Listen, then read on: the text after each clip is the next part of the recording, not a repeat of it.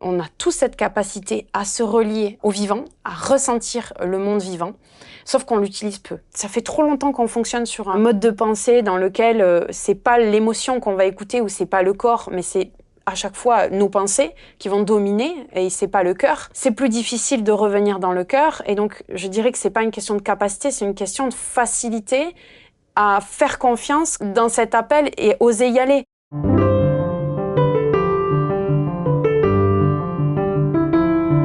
Bonjour. Comment écouter ce qui est au plus profond de nous? Comment trouver son propre chemin? Comment découvrir des manières de communiquer complètement surprenantes? Voilà quelques-uns des thèmes que je vais aborder aujourd'hui avec Aurore Pramil. Bonjour Aurore. Si on m'avait dit un jour que je me retrouverais face à toi et ce que tu fais pour un dialogue, j'aurais dit mais ça, jamais de ma vie. Mais je me suis retrouvé à une émission de télévision, j'étais en avance, et j'ai dû écouter ton émission. Je me dis, mais ça ne m'intéresse pas du tout. Et puis à un moment, j'étais scotché par comment tu parlais. Je trouvais qu'il y avait une sorte de vérité et de sincérité. Que j'y crois ou que j'y crois pas, il y avait là une sincérité. Je me suis dit, mais vraiment, c'est étonnant. On s'est parlé comme ça. Et puis je suis revenu, je suis revenu et j'ai dit à Alexandre, que vous voyez pas, mais qui me filme, j'ai rencontré quelqu'un, mais c'est juste incroyable. Alexandre a dit, tu ne peux pas inviter Aurore dans le dialogue, ça n'a absolument pas de sens. Alors, je t'ai invité à venir. Ici, on était plusieurs à travailler. Il y avait à peu près 6 personnes. Alors maintenant, je peux dévoiler ce que tu fais. Tu réussis à entrer en communication avec les animaux. Mmh. Alors du coup, je ne t'ai rien dit. Je t'ai dit, on va juste prendre un verre. Il y avait 6 personnes qui étaient là, dont Benjamin qui a un chien, mais tu ne le savais pas. Je ne t'ai rien dit avant. Et puis il dit, voilà, il y a un chien. Et tu t'es approché du chien. On était tous les 6 autour. Moi qui savais déjà un peu ce que tu savais, mais tous les autres qui me regardaient en disant « Mais qu'est-ce que tu as fait, Fabrice? Tu perds la tête ». Et là, tu as parlé avec... je ne sais pas ce que tu as fait, tu nous diras ce que tu as fait. Tu es entré en rapport avec le chien et tu t'es tourné vers Benjamin, tu lui as dit « Ce chien a un lien plus profond avec vous ». On était tous un peu interloqués. Puis tu as commencé à parler, tu as commencé à dire que le chien avait des problèmes de tartre. Alors Benjamin a été complètement ahuri parce qu'il s'est rendu compte qu'effectivement, leur chien avait des problèmes de tartre. Ça fait longtemps qu'il ne l'avait pas emmené chez le vétérinaire. Et puis tu as commencé à raconter des tas de choses. Et donc tout était vrai. Et donc on va parler de ça. On va parler de ça ensemble. On va parler un peu de ton parcours. Alors moi j'étais ahuri de ce que tu racontais, que quelqu'un puisse entrer en communication avec les animaux de manière aussi précise, même si bien sûr on a tous senti des liens d'affection, de relation avec les animaux. Mais alors, ce qui est tout à fait étonnant quand on lit, parce que du coup, après, j'ai lu aussi tes livres, c'est que toi-même, tu as été très étonné d'entrer en relation avec les animaux. Est-ce que c'est pas du tout, tu t'y attendais pas du tout? Non, effectivement, c'était pas du tout prévu dans ma vie, à ce que je croyais être mon programme. Et par rapport au métier que je faisais, je savais même pas que c'était possible et que j'avais cette capacité en moi.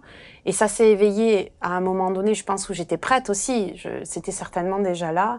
J'ai toujours été très sensible et je ressentais beaucoup le monde qui m'entourait. J'étais très attirée par les animaux.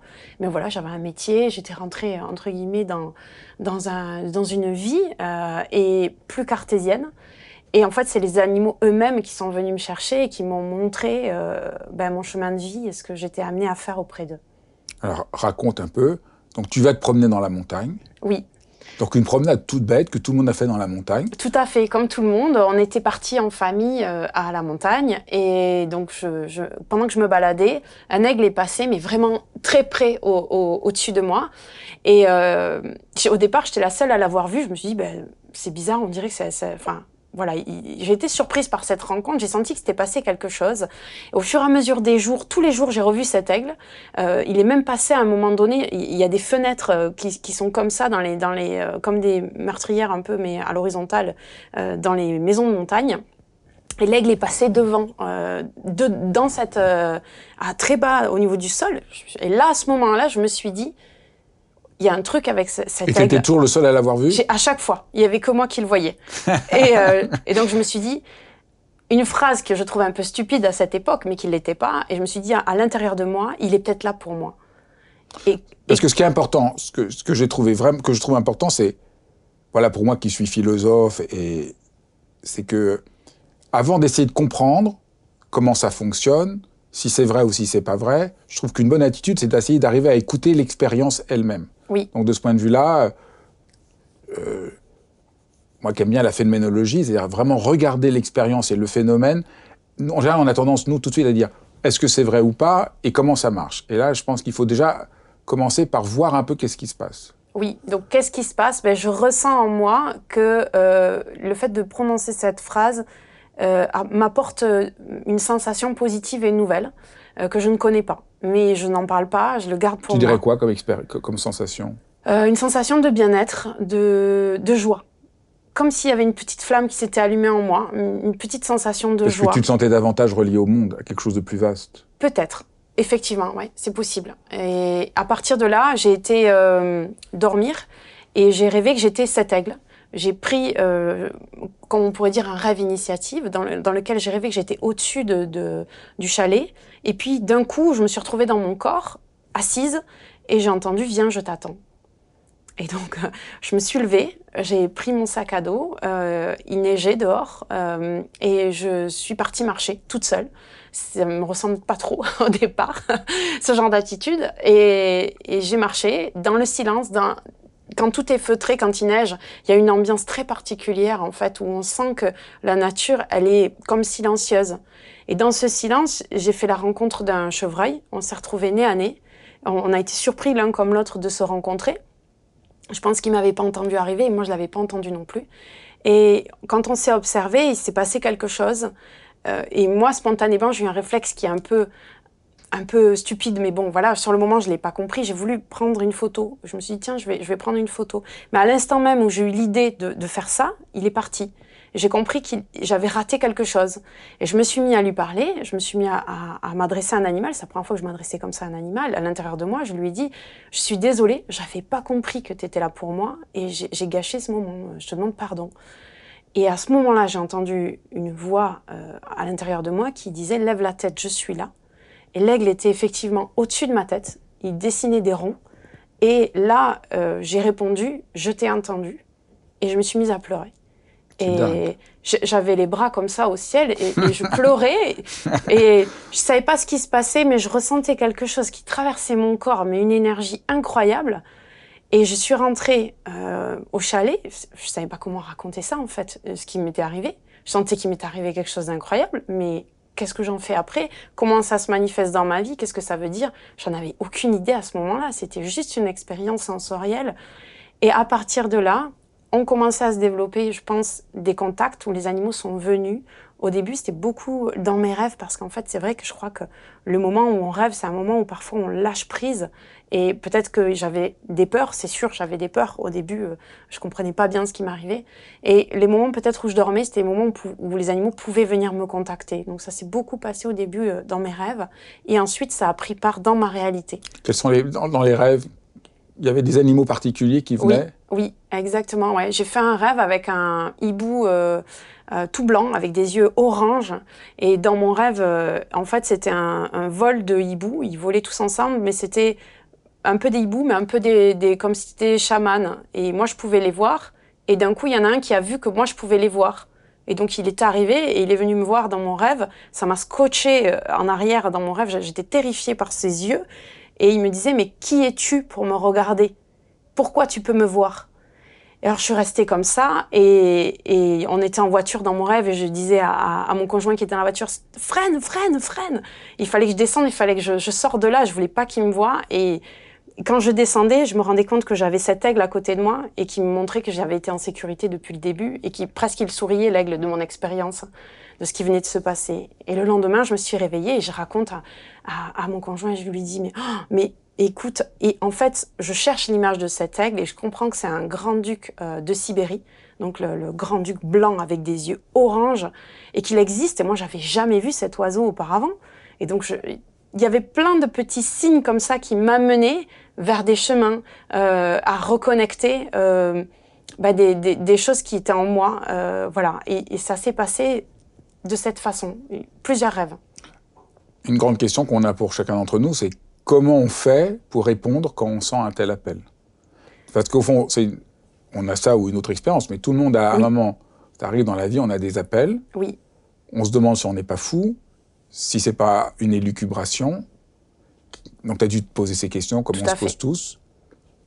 Et donc, qu'est-ce qu'on peut dire à partir de ton expérience qui permet de savoir, oui, il faut aller par Je suis là? d'accord. Il y a quelque chose d'universel dans cet éveil. Je crois qu'on vit tous à un moment donné une forme d'éveil où on sent Ouais, quelque ou une chose, un rencontre appel, une importante, voilà, un rencontre. appel. Je dirais que c'est profondément ce qu'on va ressentir à l'intérieur de soi, un élan, comme je disais tout à l'heure, comme si quelque chose s'était animé, et surtout une énergie de joie, comme si ça pouvait nous être plus fort que la peur. Et cet élan, en fait, en général, il nous aide à aller au-delà de la peur, vivre l'expérience. Ça ne veut pas dire qu'au départ, on va comprendre ce qui nous arrive. Ça veut dire qu'on va vivre tout d'abord, on va aller vivre Parce que pour cette les êtres rencontre. humains, on comprend jamais d'abord. Non, on ne comprend pas d'abord. On comprend jamais d'abord. Ça, c'est important. On comprend jamais d'abord. Non, On a peur. oui, Et la question, c'est est-ce qu'on écoute ou pas cette sorte d'évidence qui nous parle. exactement. Et en même temps, il faut l'interroger pour voir si on n'est pas victime d'illusions ou de Tout à fait. fantasmes et tout ça. Comment on sait que c'est juste? Je pense qu'il y a, à un moment donné, c'est vraiment comme s'il y avait une force qui nous poussait. Et cette force, elle était suffisamment puissante à l'intérieur de nous pour nous aider à dépasser, comme tu dis, cette peur et ces interrogations. Le mental peut plus prendre le dessus. Il y a quelque chose au fond de nous, comme quand je me suis réveillée et qu'il fallait que je rejoigne l'aigle, qui a fait que c'est pas mon habitude de partir toute seule comme ça dans la montagne, mais je l'ai fait. Et j'ai senti qu'il fallait que je le fasse. Et à un moment donné, on sent que c'est juste. Et on sent qu'il faut dépasser. Et là, je crois qu'on n'est plus dans le mental et qu'on n'est pas dans le faux ou dans l'illusion.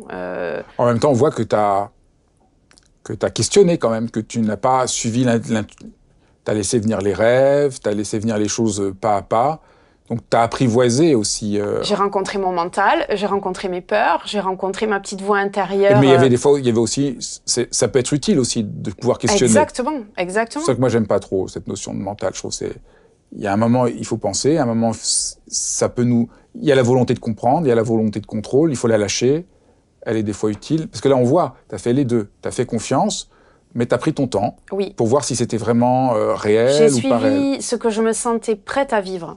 En fait, je crois qu'il y a un temps pour tout. Et ça voulait pas dire que j'ouvrais derrière la porte à tout et n'importe quoi. T'as pas changé de métier tout de suite. Non, j'ai pas changé de métier tout de suite. J'ai eu besoin de vivre d'autres expériences, d'avoir des confirmations. Voilà. Pour comprendre que c'était juste et que c'était mon chemin. Ça n'a pas du tout été sur un coup de tête. Il y a beaucoup de questionnements intérieurs aussi pour après me dire, bah tiens, effectivement, est-ce que c'est comme ça que j'ai envie de le vivre ou est-ce que c'est pas comme ça? Parce que l'expérience amenée par l'homme de la spiritualité, c'est pas celle que j'ai été amenée à vivre. Et j'ai eu des moments où j'ai eu envie d'exprimer avec des humains ce que je ressentais, parce que je me sentais quand même assez seule dans ce que je pouvais vivre. Et à chaque fois, ça a échoué. À chaque fois, on m'a mis des bâtons dans les roues et on m'a dit non, tu devras comprendre par toi-même.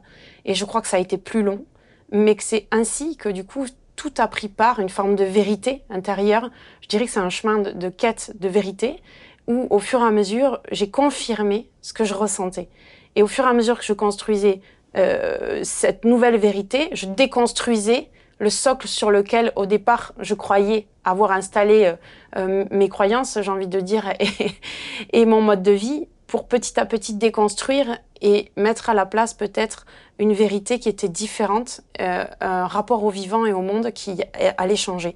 Et ça a changé, ça n'a pas changé du tout au tout, ça a changé petit à petit, jusqu'à devenir, par contre, une transformation profonde. Et je pense que ça, c'est important aussi, et de dire qu'il ne faut pas vouloir aller plus vite que ce qu'on est prêt à vivre. Un des moments que moi je trouve bouleversant de ton parcours, c'est ta rencontre avec l'éléphant. Est-ce que tu veux bien raconter oui. ce moment? Ça a été un moment clé pour moi parce qu'il y avait eu auparavant beaucoup de rencontres et d'expériences, mais pas suffisamment dans ma réalité pour que j'y croie vraiment et que je me dise il y a vraiment quelque chose qui se passe et je dois en tenir compte, ou en tout cas je dois me questionner pour me dire que c'est quelque chose que je dois faire. J'en étais pas encore là à ce moment-là. Ma fille était à la crèche avec une personne qui dirige un zoo et donc on avait nos filles ensemble. Je l'avais entendu parler à demi-mot dans le couloir en disant que voilà, il y avait un éléphant qui devait mettre bas. Et je m'étais dit au fond de moi que c'était quand même incroyable cette vie de pouvoir voir des animaux sauvages comme ça tous les jours Et j'avais mis cette petite phrase en moi. Et le soir, quand je me suis couchée, j'ai senti la présence de l'éléphante auprès de moi, qui est venue me demander de l'aide, qui m'a dit « j'ai peur, viens m'aider ». J'ai peur, viens m'aider, en boucle, jusqu'à ce qu'à un moment donné, ça m'exaspère et que je dise, bon, mais ça suffit, je vais venir, je viens, promis, demain je viens, mais laisse-moi dormir. Et cette voix s'arrête. C'était la première fois que j'avais oui, que j'avais vraiment... T'avais eu avant l'aigle qui disait de venir. J'avais eu d'autres rencontres, mais aussi radicales. Je m'étais pas confrontée, moi, à le dire à quelqu'un que je connaissais pas. C'était resté intérieur, où je le partageais avec un cercle très intime. C'était de l'ordre de... mes expériences, pour moi, elles étaient intimes. Voilà. C'était ma quête intérieure et ça faisait pas encore partie de ce que je pouvais dire au monde. Donc ça m'appartenait là. Ça commençait à me chambouler, mais c'était encore trop frais pour dire à quelqu'un oui, bon, voilà, il se passe quelque chose, et assumer. Donc le matin, tu te réveilles. Le matin, je me réveille comme une fleur et je me dis... Tiens, il me semble que j'ai dit quelque chose hier soir. Et là, je me souviens. Et je sens que j'ai promis, mais que j'ai promis avec mon cœur et qu'il va falloir que je le fasse. Et je suis quand même embêtée parce qu'il va falloir que j'aille voir quelqu'un et que je lui dise que, ben voilà, et j'ai ressenti un appel, mais j'ai aucune idée à cette époque que la communication animale existe déjà. Et arriver à assumer ça devant quelqu'un, c'est, voilà, ça me demandait énormément de force. Et donc j'ai prétexté voilà, une raison pour aller voir cette personne. On se voyait, donc on se connaissait très peu. Et je lui expliquais, j'étais là voir en lui disant... Cette personne, c'était la vétérinaire du zoo, hein? Non, là c'était la directrice. La directrice du zoo. La directrice, voilà. Et je vais la voir et je lui dis, bon, il s'est passé quelque chose. Normalement, dans la vie, j'aide les humains. Mais il s'est passé quelque chose d'incroyable avec votre éléphante. Et j'ai senti qu'elle est venue me voir et elle m'a demandé de l'aide. Et alors je lui ai dit, je suis désolée si ça vous paraît un peu surprenant. Mais elle a senti que j'étais sincère, je crois, quand je l'ai dit avec des mots simples. Et je lui ai dit, je ne sais pas ce que je peux faire pour elle, mais je sens que je dois la voir. Est-ce que je peux la rencontrer? Et alors elle est restée comme ça. Et là, elle m'explique qu'en fait, la gestation a été dépassée de 2 mois. Normalement, c'est 2 ans. Et donc, ils sont quand même dans une situation où ils sont tous inquiets pour à la fois la santé du bébé et à la fois la santé de l'éléphante. Mais elle me dit, mais vous pouvez pas rentrer comme ça dans le bâtiment. Tu ne savais pas du tout? Non, j'avais aucune idée. Qu'il y avait un vrai problème? Oui, qu'il y avait un vrai problème. Voilà, moi j'avais juste entendu que il y avait, voilà, elle avait besoin d'aide, elle avait peur. Et donc, le bâtiment est sous vidéosurveillance, on peut pas rentrer comme ça, donc, il faut des autorisations. L'éléphant t'avait dit qu'elle avait peur, qu'elle avait besoin d'aide parce qu'elle avait peur. Oui, voilà. C'est ça. C'est la seule chose que tu savais, qu'elle avait peur et que tu as besoin d'aide. Exactement. Donc évidemment, le directeur du zoo est un peu étonné que quelqu'un qui n'est pas censé être au courant lui dise... Je crois que ça a suscité une interrogation. Et en plus, je suis arrivée le jour où elle avait perdu le bouchon muqueux. Donc ça montrait qu'il y avait quelque chose qui s'était mis en route. Donc il y a eu une ouverture. Elle est allée voir, exactement, elle est allée voir tout le monde dans le bâtiment, parce qu'au départ, elle m'a dit, bon, écoutez, je vais aller demander l'autorisation, vous pouvez pas rentrer comme ça. Enfin, voilà, il y avait quand même une surveillance, une vidéosurveillance, on peut pas accéder au bâtiment comme ça. Je vais devoir demander l'autorisation à la vétérinaire. Alors, je lui dis, écoutez, je vous laisse mon numéro, vous dites ce que j'ai dit comme je vous l'ai dit, et s'ils sont d'accord, vous me rappelez. Et quand je suis partie déjà, mais moi j'étais tellement fière d'avoir osé dire ce que j'avais ressenti et assumer ces ressentis. Et j'ai senti qu'on m'avait pas pris pour une folle finalement, on m'avait quand même écoutée. Donc déjà c'était une victoire pour toi, c'était la première fois que tu oses dire à quelqu'un ce qui t'arrivait. Exactement, que j'assumais. Donc j'avais vraiment tombé le masque, pour moi c'était une victoire. Ils m'ont rappelé, dès que je suis arrivée chez moi, ils m'ont dit, écoutez, elle m'a dit, j'ai été dans le bâtiment, j'ai dit comme vous me l'aviez dit, et tout le monde a dit oui, on vous attend. Donc je repars de cet instant, je refais le trajet retour en me disant... Ah, t'avais juste fait la... T'avais juste le temps de parler. T'avais juste le temps de parler à ton mari qui t'avait dit que t'étais complètement folle. Entre-temps, c'est ça, il m'a dit tout le monde va te prendre pour une folle, parce qu'entre-temps, je partageais qu'avec lui tout ça, et lui il m'a dit mais moi je te comprends. Mais les autres, il me dit ils vont te prendre pour une folle. Et heureusement que j'avais pas posé la question avant, sinon j'y serais pas allée. Et là le téléphone sonne et ils me disent bon on vous attend. Et il me dit, et là après il change d'avis, il me dit waouh, t'as de la chance quand même. Et je me suis dit, bon, heureusement que je lui en ai pas parlé avant, sinon ça m'aurait coupé l'envie. J'arrive sur place, on m'accueille dans la voiture. On me dit bienvenue dans l'équipe. Je trouve ça quand même fou parce qu'à partir d'un simple ressenti, je me retrouve dans ma réalité. Et c'était ça que j'avais besoin. J'avais besoin d'aller dans la réalité, me confronter au fait que ce que je ressentais n'était pas que dans ma tête ou que, voilà, de l'illusion. Ce que j'appelle l'esprit critique que tu as gardé quand même. Tu voulais confronter. Voilà. Exactement. Donc je rencontre la vétérinaire qui est sur place. On discute, je lui explique ce que j'ai ressenti. On prend un grand moment pour parler. De la situation, de pourquoi elle aurait peur, qu'est-ce qui ferait peur à cette éléphante, pourquoi finalement elle ne mettrait pas bas. Et donc on a eu un grand moment d'échange où elle m'a raconté qu'en fait sa maman, elle vient du zoo de Berlin et donc elle avait vu sa maman mettre bas au zoo de Berlin et la naissance avait peut-être été un peu compliquée. Et de son petit frère ou de sa petite sœur. Voilà, son petit frère ou sa petite sœur. Il faut savoir que les éléphants n'oublient rien. Ils n'oublient rien de ce qu'ils ont vécu. Et le petit frère ou la petite sœur était né comme on peut faire avec les veaux. Ils avaient été tractés en fait par les pattes pour aider à la naissance. Et certainement qu'elle avait dû voir cette scène, voir un petit peu la détresse de sa mère et que ça l'a marquée. Et donc il y avait une peur en elle de vivre ça aussi.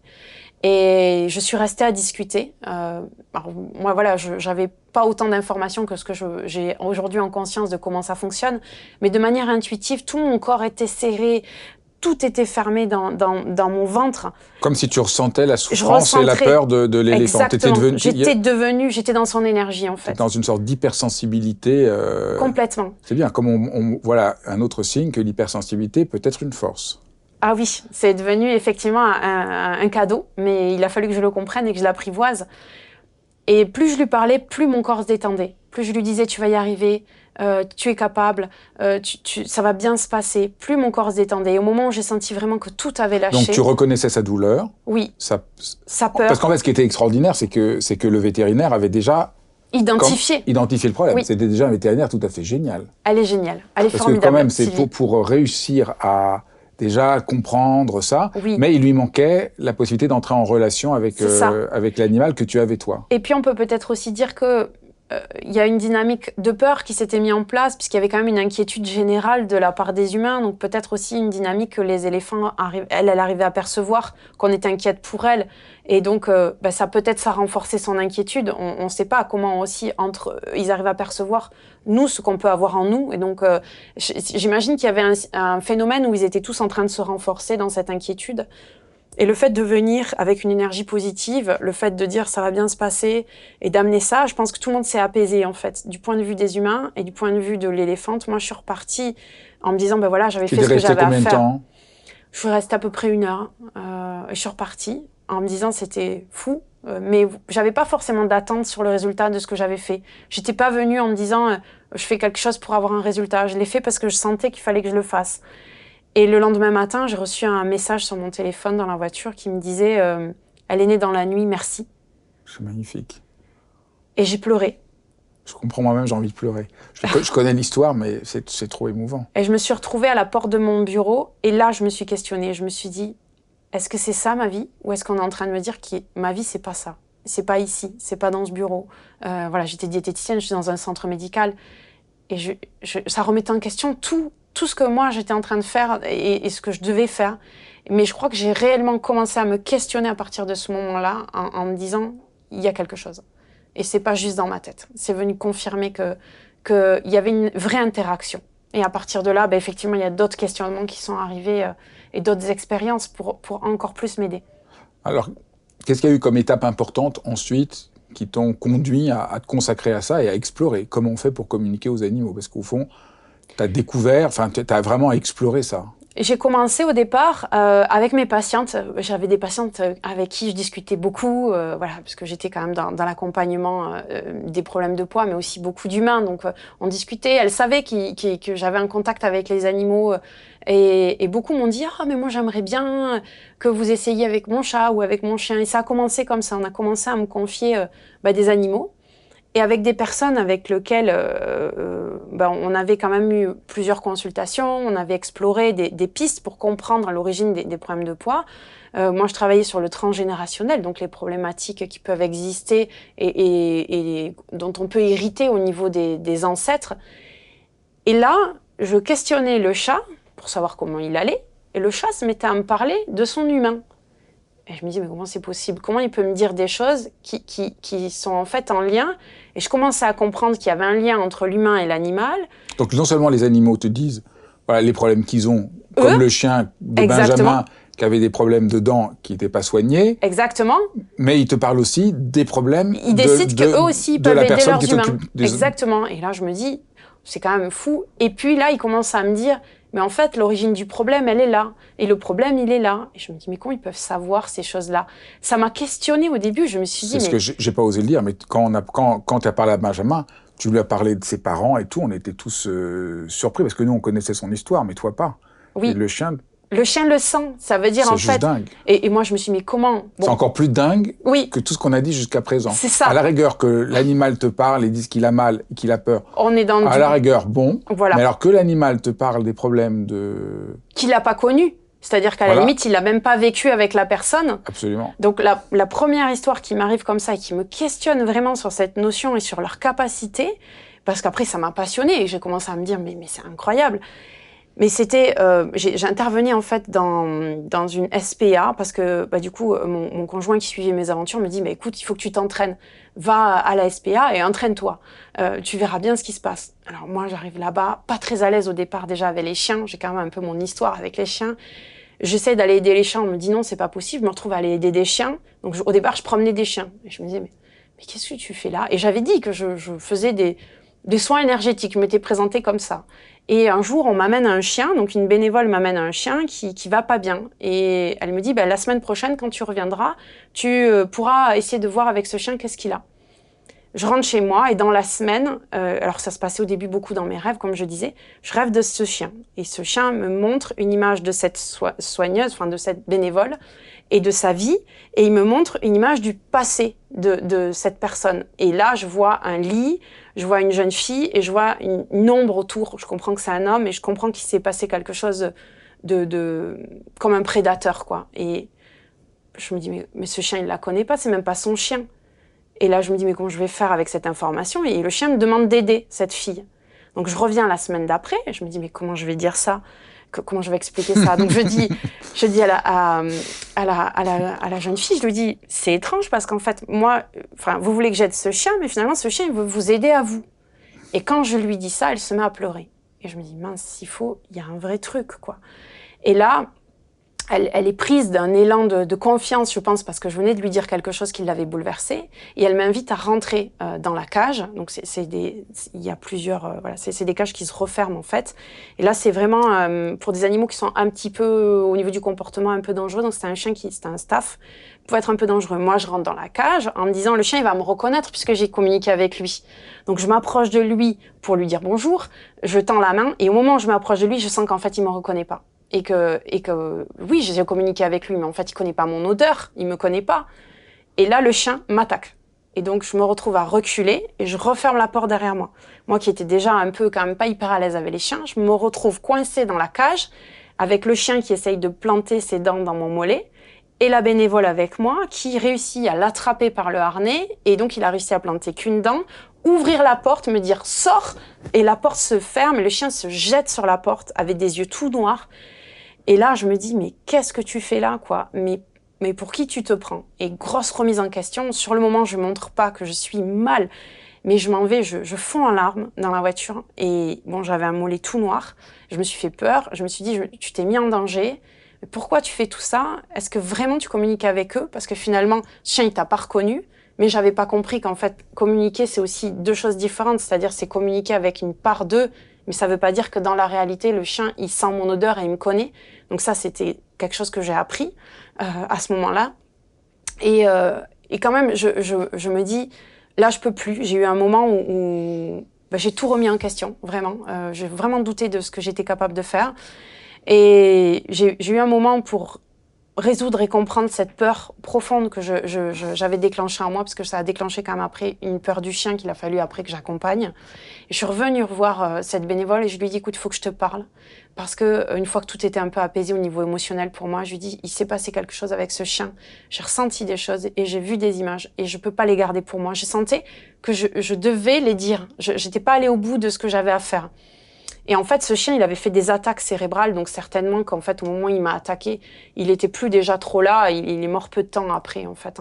Donc, il était déjà plus dans la même présence. Donc, son message, je pense qu'il me l'a délivré avant de partir dans ces crises un peu comme d'épilepsie, de folie, quoi. Et je lui raconte tout ce que j'ai vu. Je lui explique que je l'ai vu, que j'ai vu le lit, j'ai vu une personne à côté d'elle. Et je me demande si c'est possible que ce chien puisse avoir accès à cette information, à cette mémoire. Et pareil, elle fond en larmes et elle me dit, j'avais complètement oublié, mais oui, il m'est arrivé ça. Il me parle de son oncle, et elle me parle de son enfance, et elle me parle de ce qui lui est arrivé. Et là, moi, je me dis, mais enfin, c'est pas possible, ça rentre pas dans mon champ de croyance. C'est pas possible à ce moment-là, parce que autant, comme on disait, oui, aller discuter sur l'émotion de l'animal, c'est une chose, mais avoir accès à une mémoire de la personne, comment ils font ça? Comment c'était possible? Ça m'a bouleversée, donc ça fait vraiment partie pour moi des étapes où là, je me suis dit, qu'est-ce qui est en train de se passer et qu'est-ce que tu vas faire de ces informations? Comment tu vas l'utiliser? Et j'ai compris que j'avais, entre guillemets, entre mes mains, j'aime pas ce mot, mais un pouvoir, et que j'allais devoir faire très attention à comment j'allais utiliser les informations que les animaux allaient me transmettre. Comment j'allais agir pour faire du bien et pas faire du mal, parce qu'au final, on n'est pas là pour ça. On est là pour transmettre un message qui aide tout le monde, qui aide l'animal et qui aide l'humain. Et c'est ce questionnement après qui m'a vraiment poussée à rechercher dans ma dynamique. Peut-être que c'est le côté un peu scientifique au départ, une rigueur dans comment approfondir, chercher ce que peut nous permettre cette connexion entre l'humain et l'animal, comment il peut y avoir un lien thérapeutique entre les deux. Et après, moi, je trouve qu'une des choses très fortes de ton travail, c'est de réfléchir surtout à quelle est la posture juste, quelle est l'éthique qu'on peut avoir. Il y a une vraie réflexion éthique que tu as peu à peu mis en place. Exactement. Donc, on ne parle pas n'importe comment à un animal. Non. On ne peut pas les aborder, on doit leur demander l'autorisation, on doit respecter ce que eux sont prêts à dire aussi. Et c'est là où j'ai commencé à m'apaiser sur mes peurs, parce que j'avais peur au début d'aller dans des sphères dans lesquelles il fallait pas aller et que les gens n'étaient pas prêts. C'est vrai, quand on est en thérapie avec l'humain, on se pose toujours la question de quelle est la limite, qu'est-ce qu'on peut dire pour aider l'autre à avancer et jusqu'où l'autre est prêt à aller et à entendre pour finalement que ça reste positif et juste. Et là, je me suis rendu compte qu'en confiant ça aux animaux, c'était tout le temps juste. Et c'était incroyable à quel point, quand ils disaient quelque chose, c'est que la personne, elle était prête à entendre. Ça, c'est dingue. Et donc, j'ai des communications parfois que je pourrais dire très superficielles, finalement, où je parle un petit peu de la vie de l'animal, de comment il se sent, de ses émotions, de son environnement. Et des fois, je me dis, bon, ben voilà, on en est resté là. Et je fais toujours confiance à l'animal. Et déjà, après, je me rends compte que pour l'humain, c'est énorme. C'est un bouleversement, en fait, déjà d'accueillir tout ça. Et donc, je me dis, ah ben, tout est juste. Et d'autres personnes qui ont déjà fait du chemin, qui se sont déjà questionnées sur elles, qui ont peut-être une ouverture de conscience et qui sont prêtes à accueillir d'autres informations, vont avoir une communication avec des informations peut-être plus poussées, plus abouties, qui va approfondir des problématiques qui leur appartiennent ou qui appartiennent à l'animal, parce qu'ils sont prêts. Et c'est ça qui m'a rassurée aussi à ce moment sur l'éthique et dire, OK, on essaye d'aider l'animal, il y a des choses à dire, on va aider l'humain qui vit avec cet animal, on va les aider à mieux vivre ensemble et mieux se comprendre. Et je fais confiance, c'est l'animal mon guide. C'est lui qui me dit... Pareil, tu refuses les gens qui viendraient te voir pour imposer à l'animal qui se comporte comme ils veulent. Parce qu'il y a, voilà, c'est aussi... On a des tons injonctifs. On voit des parents qui veulent dominer leurs enfants, on voit des êtres humains qui veulent dominer leurs animaux, et donc tu as aussi... On est obligé de rétablir, parce qu'après, à un moment donné, quand on reçoit des arrête de faire ça, arrête de faire ça, ne fais pas ça, on ne peut pas communiquer comme ça avec un animal. On peut essayer de comprendre pourquoi il a ce comportement, quelle est l'origine, comment l'aider, quelle piste il peut nous donner pour aider à améliorer ce comportement. Bon, on ne va pas lui demander d'apporter les pantoufles, ça, c'est pas possible. Voilà, c'est pas... Il y en a qui ont cette illusion, qui disent « J'essaye de parler à mon animal pour voir s'il peut me ramener les pantoufles. » Vous pouvez toujours essayer longtemps, à mon avis, il les ramènera pas. Mais c'est pas, on n'est pas sur ce plan. En tout cas, c'est pas une vision éthique de l'animal. Non, voilà, c'est pas ce qu'on veut chercher à faire. Tu cherches pas à dresser l'animal, tu cherches à établir une relation plus heureuse avec lui. Oui, et de même, il nous faut l'autorisation de la personne qui est reliée émotionnellement à l'animal. Il y a des personnes qui viennent avec une bonne intention, qui disent oui, bon, c'est pour le chien de mon frère, parce que ce chien va pas bien du tout, mon frère est dépassé par ce chien, ok, très bien, mais est-ce que votre frère est d'accord? Ben, oh non, mais lui, il n'est pas d'accord, il n'en est pas là. Ben, alors, je peux rien faire. à un moment donné, le message que je vais recevoir, il va bien falloir que je le transmette à quelqu'un. Et c'est à lui qu'il faudrait le dire. S'il n'est pas prêt à entendre, ben, il n'est pas prêt. Donc même si vous avez envie de l'aider, ben, c'est que ce n'est pas son moment. Et c'est comme ça. Il faut accepter. Donc tu as beaucoup travaillé voilà, à trouver... ça, c'est une des choses qui m'a beaucoup touché, parce que je trouve, plutôt que de se demander si c'est vrai ou si c'est pas vrai ou comment ça fonctionne, je trouve toujours plus important de se demander quelle est l'intention. Oui. La personne qui a, entre guillemets, une forme de connaissance ou de don. Quelle est son intention, quelle est l'éthique avec laquelle elle fait ça, et comment ça aide les gens. Exactement. Et c'est ce que j'essaye de transmettre justement à mes élèves, c'est ce que je leur apprends, et c'est hyper important, c'est comment ils vont cadrer l'accompagnement, comment ils vont accompagner une demande. Il y a une demande, il y a une attente. Et parfois, derrière la communication animale, il y a quelque chose d'un peu magico-magique, et on a l'impression que c'est une baguette magique, et on va faire appel à quelqu'un qui va venir communiquer avec notre animal, qui va enlever tous les problématiques, et nous, ça nous impliquera pas. Et dès le départ, il va falloir bien expliquer qu'il y a une implication personnelle, en fait. Parce que forcément, il y a une part de problématiques qui appartiennent à l'animal, qui appartiennent à comment il vit son environnement, son tempérament, etc. Mais il y a une part aussi qui vient du fait que l'animal, en transfert, il va recevoir aussi l'environnement émotionnel, l'environnement dans lequel il vit. Et donc, si on veut une modification, on est bien obligé de demander une modification aussi aux humains. Peut-être de faire un effort, peut-être de réaliser. Des fois, c'est une prise de conscience. Hier, j'avais une dame en entretien. Le chat disait qu'il y avait le bazar chez elle, en fait. Donc, il y avait trop d'objets. Mais c'est pas vraiment le problème d'avoir trop d'objets. C'était qu'elle était reliée à travers ces objets à son passé. Et c'est comme si elle n'avait pas tirer un trait sur ces problématiques du passé. Donc le chat sentait que les objets, les meubles la ramenaient à une énergie qui était lourde finalement. Et c'est ça qui lui demandait de faire le tri. Et ça voulait dire, bon, ben, si on fait le tri des meubles et des objets, ben, derrière on retrouve une personne qui a une dynamique plus positive, plus tournée vers l'avenir. Et donc ben, le chat va aussi ressentir ça, il va se sentir mieux dans la maison. Elle a dit quoi? Elle était d'accord. Ah, ça, c'est génial. Oui, oui. Elle a senti que c'était juste. C'est le printemps en plus, donc c'était l'occasion. Est-ce que tu as un don que peu de gens ont? Est-ce que d'autres personnes auraient la capacité de cultiver leur capacité à communiquer avec les animaux? Alors j'ai envie de dire que mon ego a très envie de te dire que j'ai un don, mais non, je pense pas avoir un don. Je pense qu'on a vraiment une capacité, on a tous cette capacité à se relier au vivant, à ressentir le monde vivant, sauf qu'on l'utilise peu. Et qu'effectivement, en fonction des personnes et en fonction de leur capacité à être à l'écoute de leurs ressentis, c'est plus ou moins difficile d'ouvrir ces canaux. Il y a des personnes pour qui c'est très simple, c'est déjà là en fait quelque part, c'est comme une vérité intérieure. Ça nous ramène énormément à l'enfant intérieur. Hein. Il y a quelque chose avec l'enfant qui vit cette relation avec l'animal de manière simple.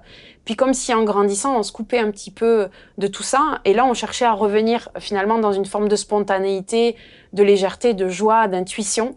C'est ça qu'on va chercher à relier. Et par contre, c'est vrai qu'on se rend compte qu'il y a parfois... ça fait trop longtemps qu'on fonctionne sur un mode peut-être un peu... pas automatique, mais un mode de pensée dans lequel c'est pas l'émotion qu'on va écouter ou c'est pas le corps, mais c'est à chaque fois nos pensées qui vont dominer et c'est pas le cœur. C'est plus difficile de revenir dans le cœur et donc je dirais que c'est pas une question de capacité, c'est une question de facilité à faire confiance, comme on disait tout à l'heure, dans cet appel et oser y aller. Et les personnes hypersensibles, et je vais pas te l'apprendre, sont aussi des grandes personnes qui doutent d'elles-mêmes, qui ont beaucoup un syndrome d'imposteur. Et donc, il y en a qui le sentent qu'il y a quelque chose en eux et qui se disent oh, « ça m'a fait quelque... mais moi, non, mais moi, c'est pas pour moi. Non, non, non, mais moi, je suis pas capable. » Voilà, et tout de suite après, c'est pas pour eux. Et donc ça, c'est vrai que ça demande de le déconstruire. On n'est pas tous... on n'a pas tous égaux par rapport à cette confiance en nous. Et il y a des personnes qui ont plus facilement confiance en leur ressenti et d'autres pour qui c'est tout un chemin aussi personnel. Ça ramène aussi à peut-être comment, au fur et à mesure, ils se sont un peu déconnectés d'eux. C'est comme ça que tu en es venu non seulement à répondre aux demandes des gens, oui, mais aussi à former des gens à la communication animale. Et donc tu vois que des gens, ça s'apprenne. Et oui. Alors ça, c'est encore plus étonnant. Alors au début, quand j'ai reçu l'information que j'allais devoir transmettre ce que j'avais appris de manière quand même, on va dire, sur le tas, comme je disais, j'ai pas pu l'apprendre avec des humains. J'ai dû tout recevoir avec des animaux. C'était les animaux qui devaient me montrer la voie, montrer le chemin. Et à la fin, quand ils ont fini, si on peut dire fini parce que c'est pas le mot, mais bon, voilà, à un moment donné, peut-être ils ont estimé que j'avais suffisamment de bagages et de contenu pour le transmettre. Ils m'ont dit, mais on t'a pas appris ça pour que tu le gardes pour toi. Et je me souviens d'un rêve qui m'a marqué et que j'ai mis dans le site de l'école. C'était une nuit où on me confiait, alors c'était symboliquement dans une clé USB, un savoir. Et ce savoir, c'était cette capacité à communiquer avec les animaux. Et moi, j'en voulais pas dans mon rêve. Et j'essayais de le refourguer à tous les animaux qu'il y avait dans mon rêve. Donc, j'allais voir tous les animaux un à un. Et je leur disais, non, mais moi, je peux pas garder ça. C'est trop pour moi. C'est trop. Garde-le toi, garde-le toi. Et à chaque fois, ils me le redonnaient. Je savais pas quoi en faire. Et à la fin de mon rêve, j'ai compris qu'en fait, je devais le donner. Et plus je le donnais à des personnes, plus je le transmettais, plus il était protégé, ce savoir. C'était la meilleure façon de le protéger. Et donc, j'ai compris ce qu'on voulait me faire. On voulait me permettre de transmettre pour que ce lien de cœur, parce qu'il y a un amour inconditionnel quand on se connecte aux animaux, qu'on soit plus d'humains à être reliés à ça, à être conscients et à aider d'autres humains peut-être à se relier, et que ce soit quelque chose d'exponentiel qui amène une conscience, puisqu'on est quand même, on vit assez l'humain déconnecté finalement de notre rapport au monde, aux animaux. On dirait qu'il y a les humains et puis le reste du monde. Et non, en fait, on est tous interdépendants. Et je crois que c'était ça au départ qu'on me demandait. C'était de ramener cette profondeur dans les cœurs, cette reliance. Et ensuite, oui, c'est devenu plus sérieux. J'ai compris qu'on m'a amené aussi à poser les bases et les fondations d'une éthique, d'une approche qui était particulière, elle était celle que j'avais découverte au fur et à mesure et que j'avais construit. Ces liens entre ce que l'animal pouvait percevoir, le passé et notre capacité à nous voir en toute transparence. Et là, du coup, ça a amené une vraie réflexion sur jusqu'où j'amène cette transmission et comment est-ce que je peux réellement aider des personnes à faire la même chose que moi, à titre professionnel. Et ça a été le questionnement et ce que j'ai fait ces dernières années. Merci beaucoup. J'espère que ça donnera envie aux gens de lire tes 2 livres, Merci. de découvrir ce que tu fais et de faire davantage confiance à nos capacités et de suivre pour chacun d'entre nous notre voie. Merci de me permettre d'en parler avec toi aujourd'hui. Je pense que comme tu as aussi cette sensibilité et cette reliance avec les personnes qui ont vraiment une sensation, une sensibilité avec le monde particulière, j'imagine aussi qu'il y a une part de toi qui est touchée par tout ça. C'est clair. Et que c'est en nous, c'est ça que je veux dire, c'est en nous tous. Merci beaucoup. Merci d'avoir suivi cet épisode. N'hésitez pas à mettre des pouces bleus, verts, rouges, jaunes. Jaune peut-être, ce serait peut-être formidable. Des étoiles, des commentaires et surtout à vous abonner pour ne pas manquer les prochains épisodes de Dialogue. Je vous embrasse tous.